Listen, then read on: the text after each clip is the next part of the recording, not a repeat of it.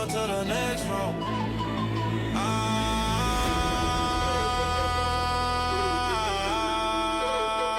Yeah. Welcome to the next row. From the field on my way to the next row. Welcome to the next row. Ladies and gentlemen, I want to welcome Cal Arrington to the show. Cal, I appreciate you for joining the Next Row show. This show is geared around people who are interested, just like yourself. People, we talk about, where you've been, where you are now, and where you're going.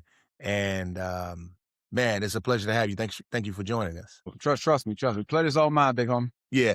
Cal, you won a Super Bowl, right? You won a Super Bowl in 2015, right? I can't take all the credit. Had guys like Tom Brady on the team as well. So he had a little something to do with this. I'm messing. But yeah, man. Like you reached the mountaintop, and when you think about from the very beginning, you put on those cleats for the first time as a kid. You always think about playing on the biggest stage, in the biggest moment. So it was definitely a dream come true. No, that's awesome. And a lot of people are always asking me, so I want to ask you, if you had to put on the cleats today, can you go out and play?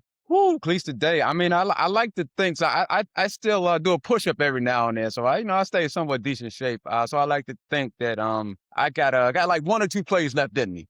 As long as they have the ENTs on standby though. Yeah, and what year, how long has it been since you retired, Cal? Retired in 17. So now it was about 9 years. Oh, wow. Do you feel it? Does it feel like you've been retired that long?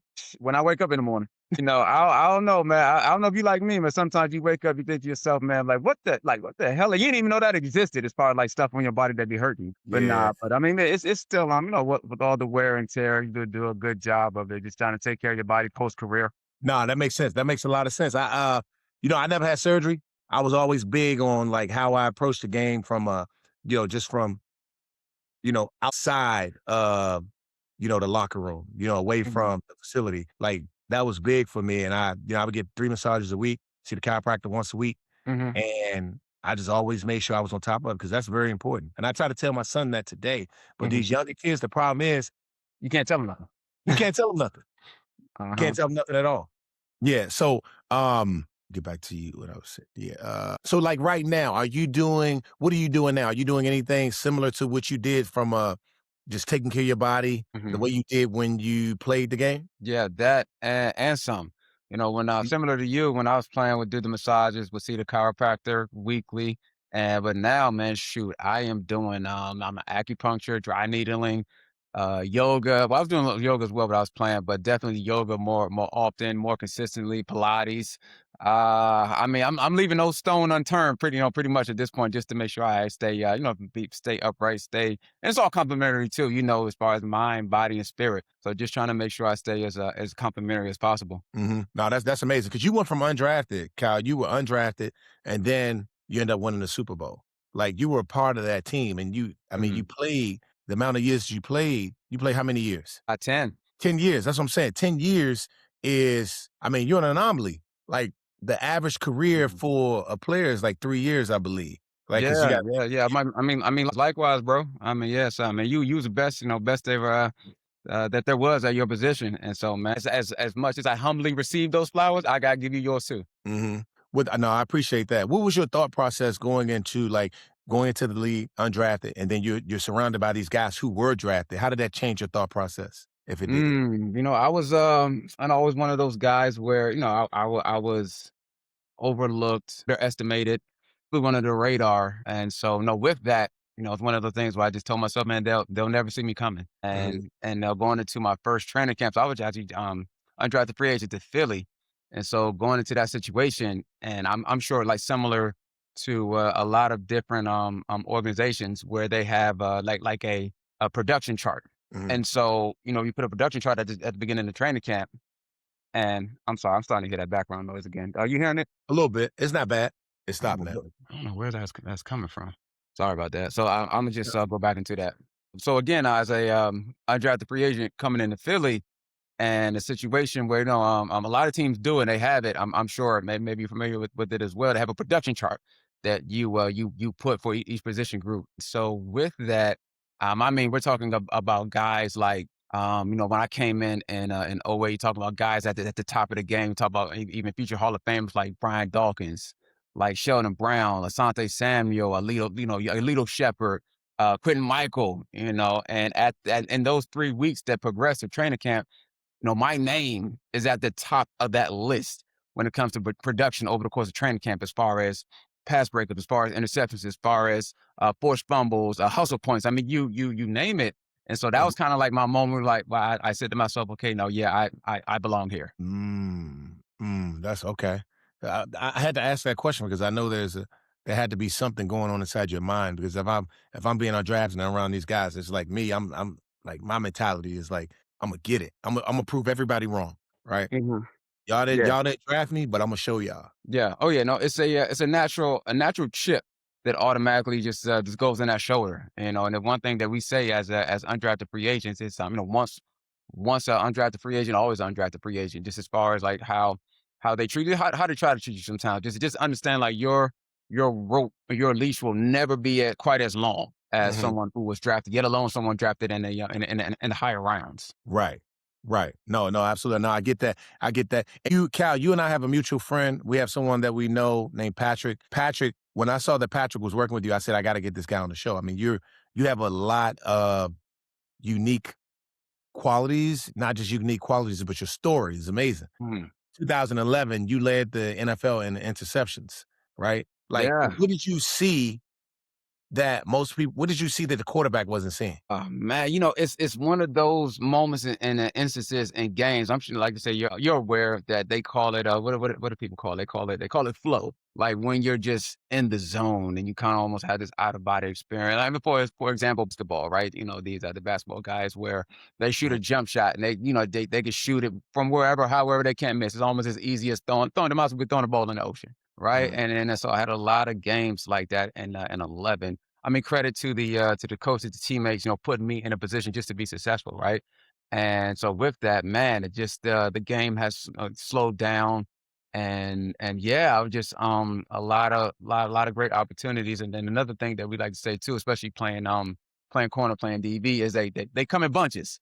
And so yeah, I mean, a couple games went where I didn't get a pick or get my hand on the ball at all, and then I might have had, I think I had 2 games even within that stretch where I had 2 interceptions in 2 games that season. So it was Mhm. definitely definitely a great year. Mhm. No, that's it. And in your opinion, what's the difference between a good defensive back and a great defensive back? Mm, I would say when you get to a place where you're no longer competing against your teammates or competing against the guy on the other side of the ball, and you get to a place where you're competing against yourself. That I've seen it. I've seen it firsthand. Again, I mentioned a guy like a Tom Brady, who you definitely, he was always trying to go out there every single day and just top what he did the day before. Go out Mhm. there and be the best version of himself every single day, and that was in every facet. That was on the field, off the field, in terms of of his approach. And you see how it that how the results speak for themselves, right? As far as Mhm. that example goes. No, that's powerful. That's powerful. You're right. You know what? I was for a moment in my career when I first started, Cal, I didn't watch game film. My mentality was like, I don't need to watch someone that I'm competing against because I'm gonna beat them anyway. It Mhm, doesn't matter what they do, how they move, I'm gonna still beat them. I mhm, don't think my coaches understood that. Now, I watched the overall scheme, what they were doing, and when we run with when we go with two tight ends, what are they doing? Are they disguising their defense? Are they going two man? Like what are they doing? You know what I mean? Because a lot of yeah, times you guys can lead the field open. Then when the ball snaps, the field's closed, right? Change the coverage. But those are the things that I'm looking for, right? As a team. But when it comes to like one on one, like I don't need to look at the guy that I'm going in front of because I'm mhm, gonna beat. Doesn't matter what he does. yeah, That's what the coaches didn't understand that. And yeah, maybe that was something that I needed to work on. Maybe I shouldn't have done that. And then later on in my career, I did watch the guy that I was competing against. But mhm, I'm just kind of giving that like because you said when you go from competing against people and competing with yourself. Yeah, to me, I feel like I was competing with myself in a mhm. sense. Yeah, Um, no, absolutely, no, and I can, agree to that. Well, I echo those sentiments too. I myself had to become a better student of the game. mhm, When I first came in, it's not the fact that I didn't watch film, it was more so that it was more so that I didn't know what I was watching. Because everybody can't watch film. And it's just one of those things. So I had to took a good teammate of mine that will come over, a veteran guy, took me under his wing and showed me what to watch as far as tendencies and traits from other receivers. No, no, that's dope. And did you ever like how did you when you were going up against when you okay you got maybe you got Steve Smith coming in, you got Antonio Brown coming in, like there's some guys on teams that are like guys who like you know Mhm. what you're about to be up against, right? Mhm. What was it like when you went up against guys like that? Man, it was bring your hard hat. I mean, you got like you just said, they come in all different shapes and sizes. You had like your Andre Johnsons, your Calvin Johnsons, your Stevie Johnson. I'm pretty much anybody last name Johnson. But but nah, I mean like you said, Steve Smith, Antonio Brown, and even you had your guy's name before there was Cheetah and everybody out here running the 4-2 now, like like it's the new 4-4. You had a guy named Mike Wallace who I'm telling you, man, that dude, man, he could go from 0 to 100 in a split second. So you already knew it was gonna be a track meet. Again, you just really had to everything that you could do, not only on the field, but off the field, like eat right, sleep right. Make sure you get an IV, like I said, the chiropractor massages, make sure you're getting your body, but also your mind as most optimal shape as it can be heading into those type of the battle, which it is, Sunday in and Sunday out. Yeah, and you talk about eating properly. Eating was essential, man. I know I would carb load the night before a game, and they tell you that to make sure that you're getting your weight and protein because it helps you with recovery. I was always big on red meat, chicken. Did you ever eat duck? Did you ever eat duck or rabbit as a player? Man, I could not get. It's funny. My wife, her family's from South Carolina, so they eat everything down there. They eat rabbit, eating frog, Right. eating turtle. So I went down there one time and I tried it. I did, let's say when in Rome. So I did try it the one time, but I was like, yeah, I'm good on that moving forward. I got it off my list. So I was one of those guys where if it's not chicken, if it's not beef, or if it's not fish, like I'm okay. You know what, man? I never. You know what? Let's Duck say is stick to what you know. say duck, man, because I love duck now. Duck is my favorite protein now, man. Now that I'm not playing, I don't know what it is, man. Maybe my appetite changed, or maybe because I'm not. I don't know, man. But I love duck. It's something about Mhm. duck. I was, I take that back because when I was in, when I went to New England, it was there for the majority of my career. So I turned into a guy who loves, because at first I couldn't wrap my mind around when somebody first showed me calamari, like fried calamari. I was like, oh, like this is hitting. Like, what is this? When someone told me it was, squid, I'm thinking, why would you do that to me? But now, man, like anytime or anywhere we go, if it's on the menu, I'm ordering. Yeah, That's I one thing I love me can't. some good fried I can't do the calamari. calamari, Cal. I can't do the You can't do calamari, man. man. Hey, bro, you just haven't had the right one yet. Yeah, I can't do the calamari. It's something about squid, man, that just puts a nasty taste in my mouth, man. I can't do it. Yeah, see, it's crazy like that. It's funny how the mind works. Yeah. Hey, Cal, what's one play from your career that replays in your mind over and over?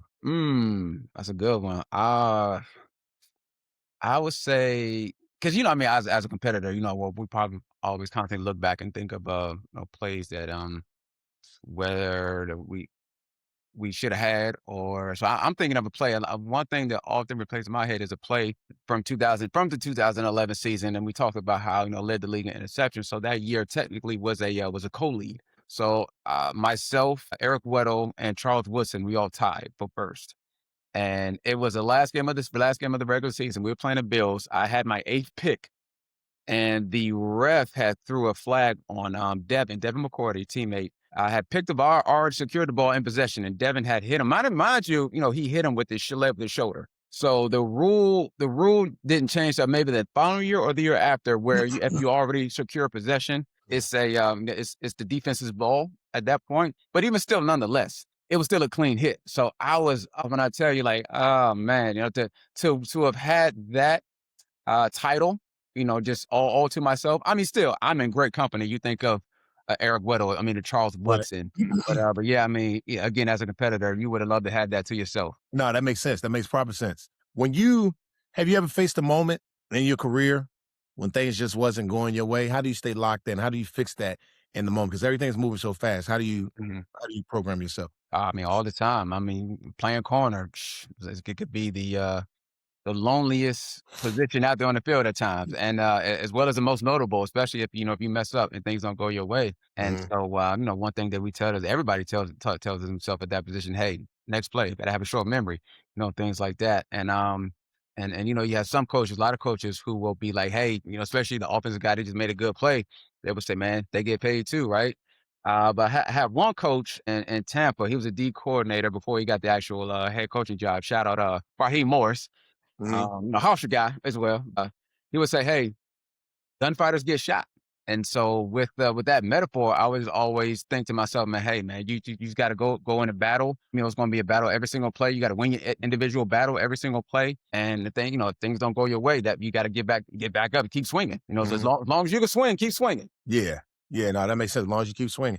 And resilience, the word Mhm. resilience, everybody hear resilience, but what does that look like in real life? Not just the word, but what does it look like? Can you paint a picture of resilience? Resilience is it's an undrafted free agent from a D1 AA school that doesn't have a football program no more, coming in and with no real expectations other than being cannon fodder to amass a 10-year career, go to 2 Super Bowls, win one, lead the league in interceptions, to have his career end, on a severe head injury and life threatening injury as well. On top of that, to have everybody in his circle kind of no marketing team, no PR team anymore, no agency anymore, everybody just counting you out, to having to pick yourself back up, from your bootstraps, yourself and yourself, your wife and your family left to pick up the pieces, but still, think to yourself like, hey, this may look different, but it's still the same. Like I've been here before. And so when I get, that's one of the things I tell myself, never get comfortable. Because the moment you get comfortable and life is gonna knock you on your ass, excuse my French, because that's just what life does. You have to find a way to scratch, claw, and fight your way out of a hole. And so that's to me, that's resilience. That's what resilience looks like. And you make that sound so easy, Cal. And I applaud you for that, man, because I know how hard it can be.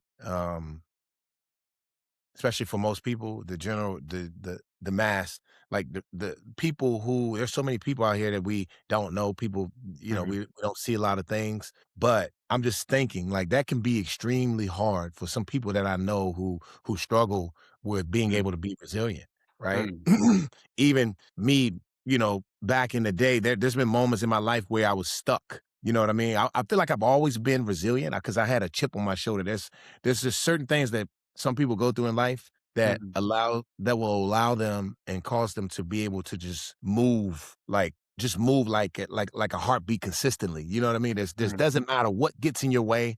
You're going to do whatever is in your power to get it done. You know mhm, what I'm saying? But there's a mhm, lot of people who need this motivation. They need this inspiration. They need to be uplifted.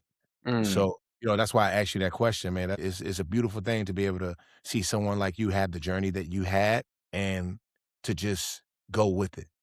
mm, Even people were telling you no, people closed the door in your face, and it just looked as if it wasn't going to work out for you, but you mhm, turned that into something totally beautiful. And, you inspire me. That's what I love about conducting these interviews on this platform because it's empowering to me man. to be able to talk to someone like you because, Man, I I not to cut you off, Bray. I was just again, all your accolades, who you are, and I know you're a few years ahead of me, and so to see and witness everything that you were able to do, being from the DMV as well. I tell you what, for you to be like, I inspire you, I'm gonna tell everybody, put that on my grave, put that on my headstone when it's all said and done. I'm gonna say, loving husband, father, and inspired Vernon Davis. So, hey, oh, I appreciate it, man. That means what that do you means say? Take that to the grave. I'm taking that one to the grave. yeah, no, I appreciate it truly. That means a lot, man, because we, both, we take something from each other, and I appreciate that. If you could go back in time and like just give your younger self something, like what would it be? What would you tell your younger self? What would I tell my younger self? I would say stay the course. Mhm. And meaning that, again, everything that we just talked about, all the hurt, all the frustration, all the rejection, all dejection, like everything that you will face and all the adversity that you will face, all it will do is just harden you and not harden your heart in a way. Always keep you in like your heart posture is always gonna be your heart posture. But harden you in a way where you're battle tested. And I've been thankful for that Mhm. because I have faced adversity early and I face it often. And therefore like I, I can navigate, around it. I mean, it always looks and feels different, sure. But again, I tell people all the time, it's not the most talented people that always makes it, but it will always be the most resilient. Mhm. So again, you just get up and you don't have to slay every single dragon in that one day, but whatever that looks like, just one dragon at a time. Mhm. One dragon at a time. One dragon at a time. I like that. That's beautiful. One dragon at a time. No, that's amazing, man. A lot of people struggle, Cal, after the league. When it's all said and done, it's time to hang up those cleats, put those pads down, and walk out of that locker room for the last time. That'll be the last time you see that facility, last time you see the guys that you played with, last time for a lot of the things that you've been doing pretty much all your life, Mm, which is in the locker room, cultivating relationships with great human beings, guys who are talented and gifted at the highest level. mhm, They walk away, you were able to walk away and build an impact. Maybe you struggled, I didn't see that. I don't mhm. know that part. But when did you when did you understand your purpose? Like when did your purpose become bigger than football? What was that for you? What was that like for you? Man, you really hit a lot of nails on the head with that one, bro. I would say for me personally, and again, this is just me personally, when I reached the top of the mountain, with that being a Super Bowl and the confetti falling, and again, you have that euphoric and just hard to undescribable feeling in a sense. But then that moment is like, kind of feels, maybe it's just me, but maybe it feels fleeting. It felt, didn't last long. It felt like it didn't last long. You think to yourself, like, what's next? And it's not just our profession, it's a lot of professions. And when it comes to just human beings out there and careers. And as far as we always thinking to ourselves, what is next? Because if you allow it, the top of one mountain can feel like the bottom of another. And so I had the privilege and grateful for the 10-year experience to see everything that the NFL and being a professional athlete and entertainer or just celebrity, all those things has to offer and what's behind that curtain. And what was behind that curtain always just felt like more.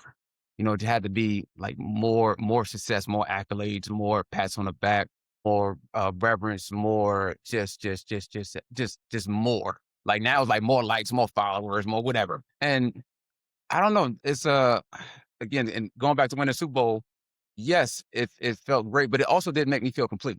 And so when we the work we do as far as the Evolve Foundation, my wife and I, we had one of the events and engagements we do. Chick-fil-A is one of our sponsors. One of the third graders came up to me, the school we were at, and he just walked up to me and said, "Hey, Mr. Arrington, thank you so much for being here, and thank you for Chick-fil-A. I've never had Chick-fil-A day in my life." And when I tell you, like, just to put that in perspective, my kids will eat Chick-fil-A twice a day to little. And so to have that little boy, that little kid say that to me, it gave me goosebumps. And I was like, this is it. This is my Super Bowl. No, that's Again, that's that's amazing, just man. personally. Wow. You it's funny, I'm laughing because you say your kids will eat Chick-fil-A if you love. Look, my kids got to the Hey. point where they got their own Uber Eats accounts there, so they're just ordering. The one time I woke up, I smelled some food. I'm waking up and there's a Chick-fil-A sandwich laying right next to my bed. I'm like, that's when I first realized my kids had a Uber Eats account, man. When I smelled that and it was right beside my bed. There's something about Chick-fil-A, man. They love this Chick-fil-A. It's crazy. Hey, I'm telling Chick-fil-A getting all our money. But again, it puts it all into perspective that, Mhm, not all environments are built the same. All the mhm, kids have the same opportunities well, I guess, like I say, our kids have. That's a conversation I have with my 11-year-old all the time. He's the one who wants to be daddy, wants to be a football player. And we have these conversations where I catch him. I tell him, like, what you do in front of your coaches, with your teammates in practice, that's scratching the surface. I say, you mhm. are who you are when nobody's looking. And his face is always in a game or playing Fortnite or whatever the case may be. And I was like, "Do you want to go outside? You want to practice? You want to throw the ball? You want to do something?" He's like, maybe tomorrow."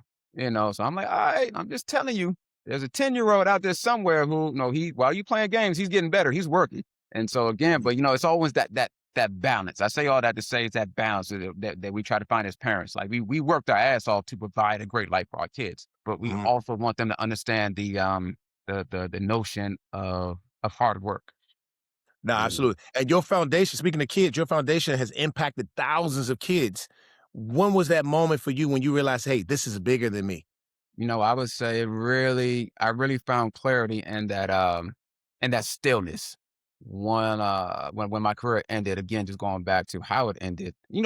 We always wanted to go out on our own terms, but in reality, most times we go out kicking and screaming. So that being the case, again, going back to the severe head injury, I had a lot of time to just sit and listen. And if you can imagine, it was always decades before that, knowing what each day would look like, day in, day out, year in, year out, knowing what again your schedule is. So to have all of that, like in the snap of a finger, blink of an eye, ripped away from you, Yeah. yeah, it was. I mean, it was scary. It was scary, and I really had to surrender.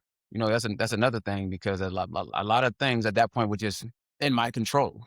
I felt like I control my own destiny.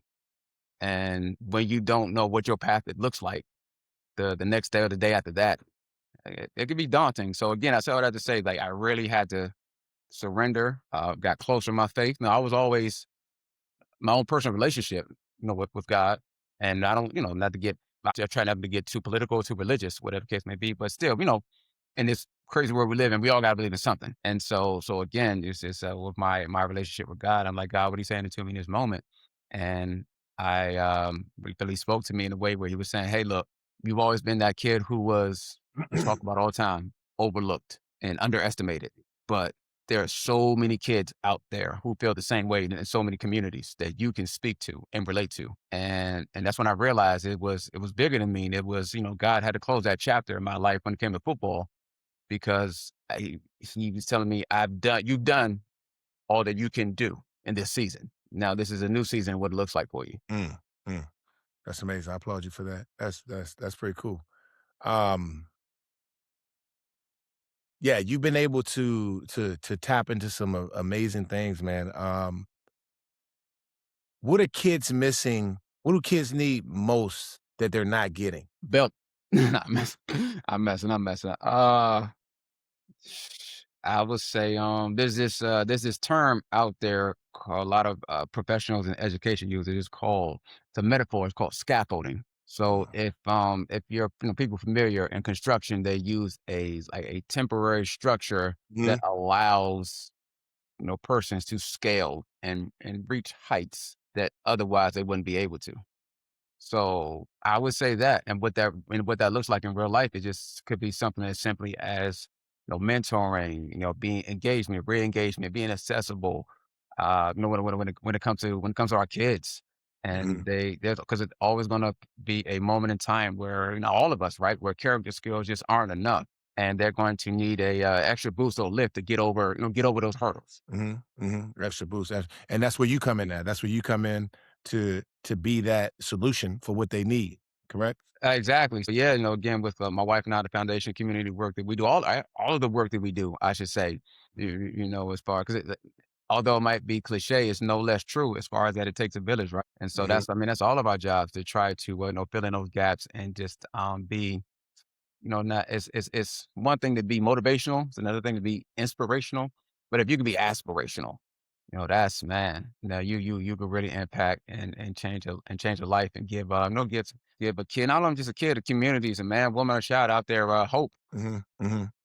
Yeah. And you're right, 'cause a lot of these kids at home, some of them 'em don't have dads, some of them 'em don't have moms. Yeah, some of them have been adopted. So there's a Hmm. lot that they're missing, a lot that they're losing. So for you to be able to come in and step in and fill that void is all of those things: aspiration, inspiration, motivation, everything that you just talked about. So that's pretty amazing, man, and a lot of guys, I'm sure, Cal, you don't know this, you probably don't it's hard when you're in the midst of something Mm. and we can't really see or tell what people are feeling or what they think about us, but there's a lot of people who wanna be in your shoes. They don't know how to create the platform that you created.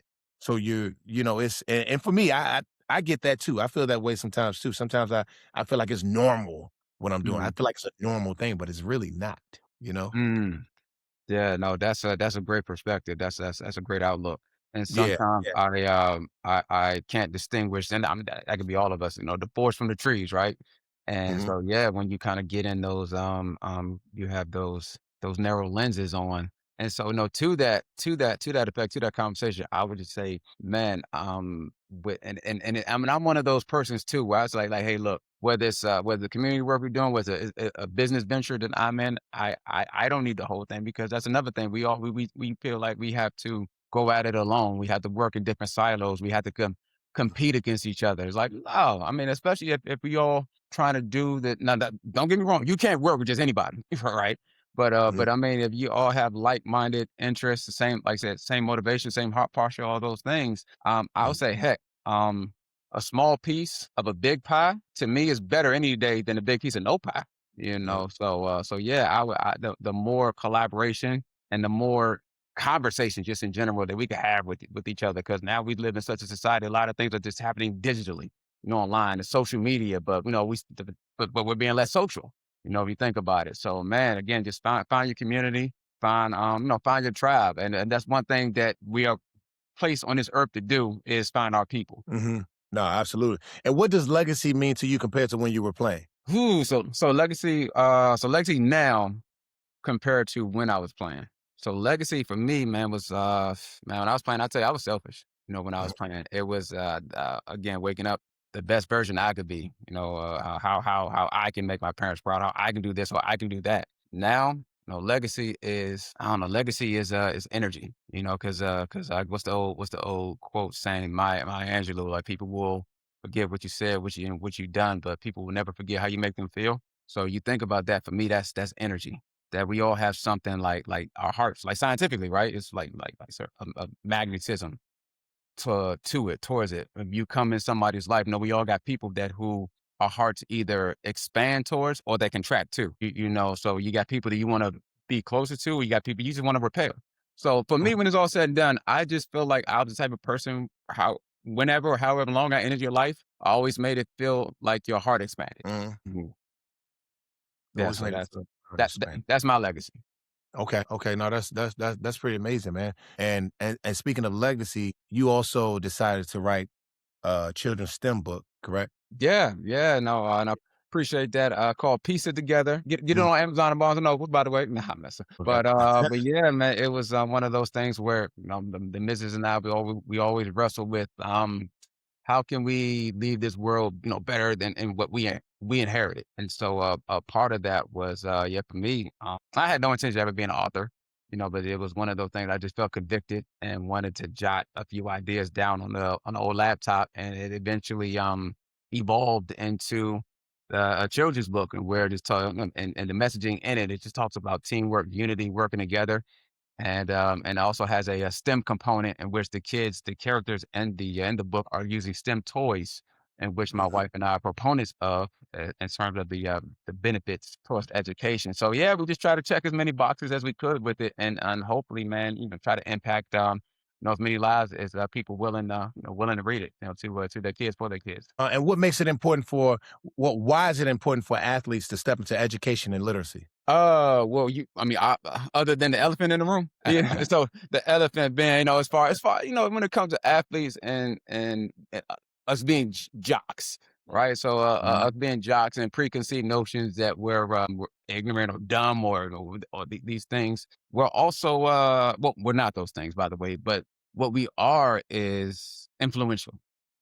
And the more we step into those realms, the more we make it complementary, right? We talk about football, right? And life works the same way. So making education and sports complementary. And again, the more that we address those things, because the kids, they look up to us. So the more we address it, the more we make it cool, the more they're going to find that it's cool. But it's one of those things where we know how influential we are, but still at the same time haven't really fully grasped how influential we can be.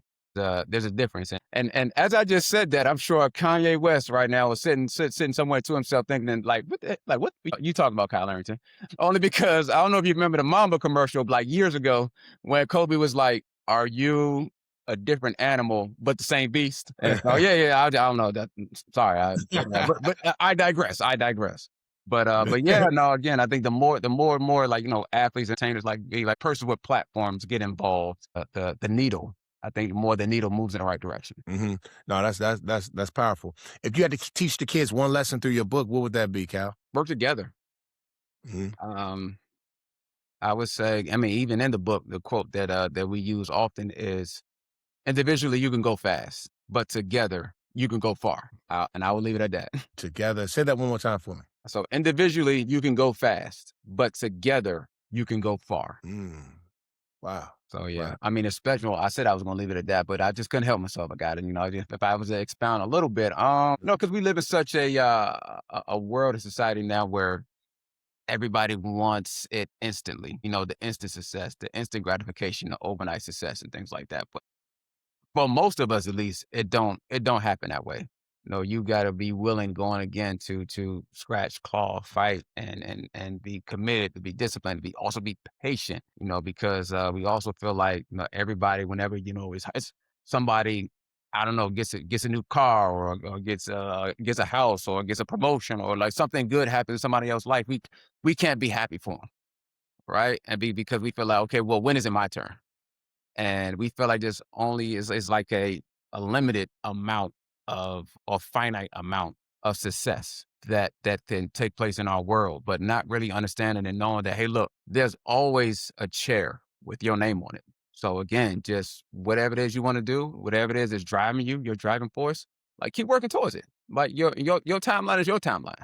Don't let nothing or anybody else speed up your timeline. Mm. So yeah, just Mhm. I told myself I wasn't gonna do it, yeah, but I expound a little bit more. Yeah, no, it's like what's for you is for you. Like whatever you're destined to do will happen. Nobody can. Mhm, If a door closes in your face, look, a door closed in your face, and look where you are.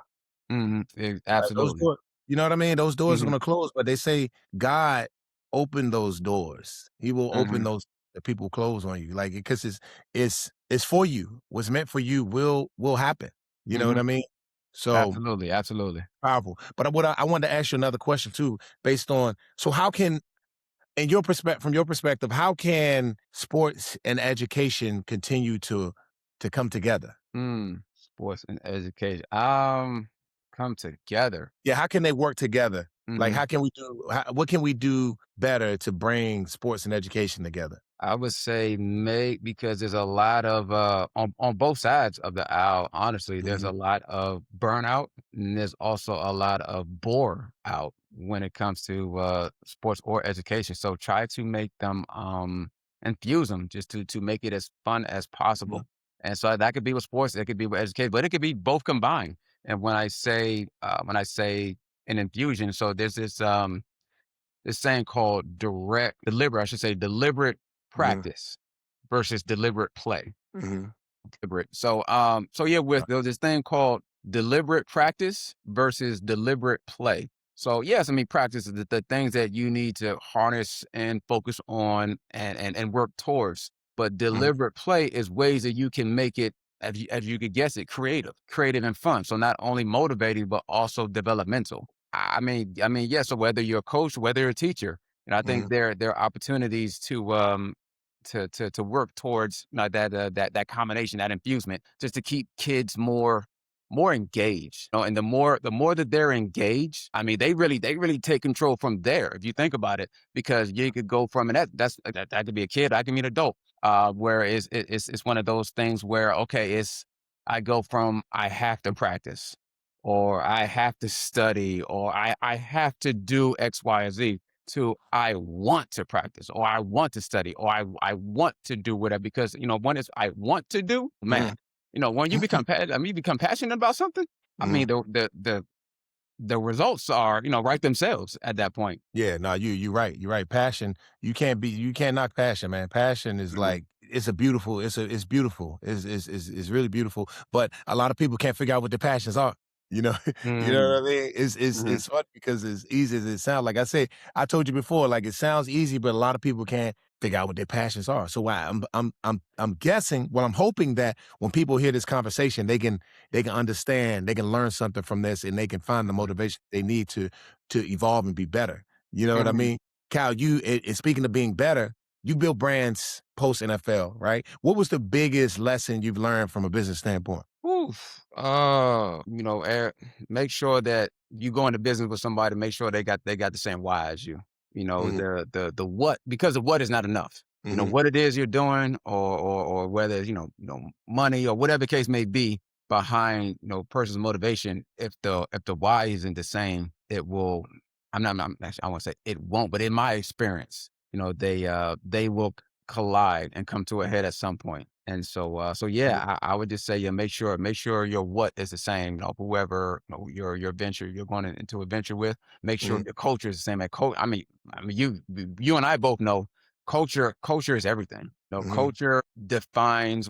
Culture could be the epitome of what success is and looks like, and ultimately becomes for any person, or more so any team. And because it always starts with you. Like I said, the buck stops with you. So if you're a leader, you got to cultivate a certain culture that you demand excellence, but you also don't demand anything from anyone else that you don't demand from yourself. So How do you approach leadership differently as a CEO versus a player? man, hey, I tell you what, bro, you had some good questions over there, man. Some few curveballs too, huh, man? This ain't you ain't giving me a layup yet. Hey, man, look, man, I gotta, hey, look out, look. I can't be easy on you, man. I gotta be tough on you like your coach. I know, look, and I know you see me fixing my glasses. My grandmama always said, she said, you can't trust a man with crooked glasses.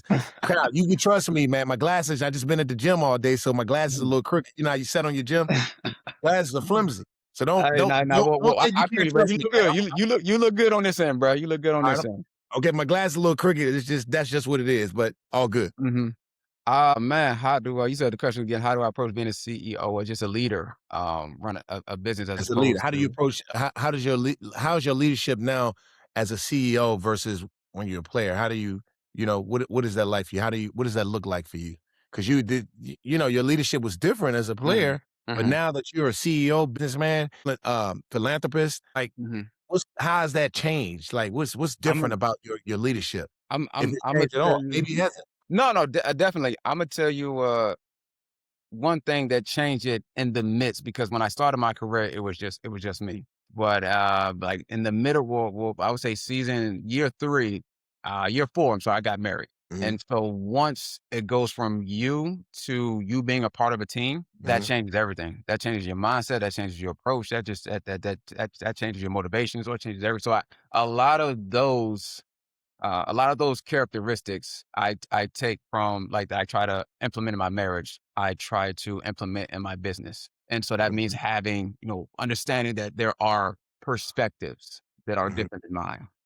So yeah, just the characteristics that I approach towards my marriage, I approach in business. So one being an understanding that perspective. Perspective is, I try to look at things. Sometimes it doesn't always work. Again, trying to going back from the forest, from the trees. But yeah, just understanding and respecting other people's perspectives, the lenses, their worldview, their lived experience that they go through, and then yeah, trying to make sure that the mission. I mean, the mission is the mission. Now we all fighting for the same thing, but how you get there, that's what matters, right? And so yeah, man, just try to cultivate as many accommodating, environments, not only just accommodating, but just like positive and welcoming and thriving environments that's possible. I mean, do we always get it right? No, but that's when tough, hard conversations come in. But again, the same thing with marriage. You like, do we always, are we always perfect, or do we always get it right, or everything always peaches and cream, sunshine and rainbows? No, but you gotta open communication, hard dialogue, sometimes hard conversation, sometimes. And I mean, that's how you right the ship, and that's how you keep progressing and keep moving forward. That's powerful, man. That's powerful. No, I appreciate that, man. You dropping gems over there, Cal. You dropping gems, baby. Well, You yeah. dropping If you like my TED, so you can subscribe to my channel. Like, nah, man, I'm kidding. Yeah. Now you dropping gems. That's why I wanted to talk with you, man. You're an interesting dude, great human being, great father, great husband, and you just well-rounded, man. And I appreciate you. I'm gonna get into these rapid fires real quick because I know you got to go. You can just answer. I can't wait to see your answers. I'm dying for this. Here we go. Any given Sunday or Friday Night Lights? Oh, any given Sunday, bro. Hey, we talking about Willie Beeman. Okay. Willie Beeman, though. Okay. Coffee or energy drink? Coffee. Founder. If I had to choose one, coffee. Okay, coffee. I like that. Founder of Uber or Airbnb? Man, I tell you right now, Uber Eats ain't nothing but the devil. So I'm gonna have to go Airbnb. Like I said, hey, man, Uber Eats made it too convenient for me. Game on the line. If you had to guard any wide receiver for the game-winning play, who would you choose? Jamar Chase or Justin Jefferson? Man, so it's a either or. See, I was gonna choose Hunter Winthrop. Now I'm kidding. So are both of them healthy? Do one of them have like a lingering hamstring or calf issue or so? No, I'm kidding. I'm gonna go Justin Jefferson. Okay, Justin Jefferson. Okay, man. Yeah, I'm he gonna a go Justin beast. Jefferson. He's a beast. You sure? Both. I mean, both. Well, it's almost you splitting hairs. You know what? It's like what's it saying? 6 in one hand, half a dozen in the other. Man, both of them boys are legit. They real deal. So remember early in the conversation, I said I got 1, maybe 2 plays left. So I'm using it all on that play. Okay, yeah, confident. You confident. I love that. I love that. If you could have $50 million and a Super Bowl, or would it be $300 million and no Super Bowl? Which one you taking? Give me the Super Bowl. Because the check gonna write itself after that. You know, a matter of fact, ask your boy, what's my man for Seattle, the receiver, JSN? Yeah. So give me Super Bowl. That's like, you know what I would have picked? I would have picked the $300 million, and I would have wanted to go have more kids and have them win the Super Bowl, and I live vicariously through them. But hey, everybody got their answer, and I respect it. I respect your answer, Cal. I got you. Hey, I mean, but I'm just thinking about so many great players have come and go. And you think about the pantheon of the immense talent, again, just coming like a Dan Marino, for example. Never got an opportunity to, never got a chance to win the Super Bowl. So I'm like, hey, we're forever immortalized in that, in that regard. Yeah, no, I appreciate it, man. Now, look, and I know you got to run, man. I had you long enough. Cal, look, man, I appreciate you. Great to connect with you, man. I never had a conversation with you outside of this, but man, you ever need anything, hit me up. We're connected through, a mutual friend. So you need anything, man, let me know. For sure. And likewise, bro, I'm running that Kevin Hart commercial. Say, you probably gonna need something I do. So you hit me up. No, I'm kidding. But yeah, no, man, pleasure's all mine, bro. I appreciate having me. And I'm sure we gonna link. We gonna link soon. Yeah, absolutely. Welcome to the next row.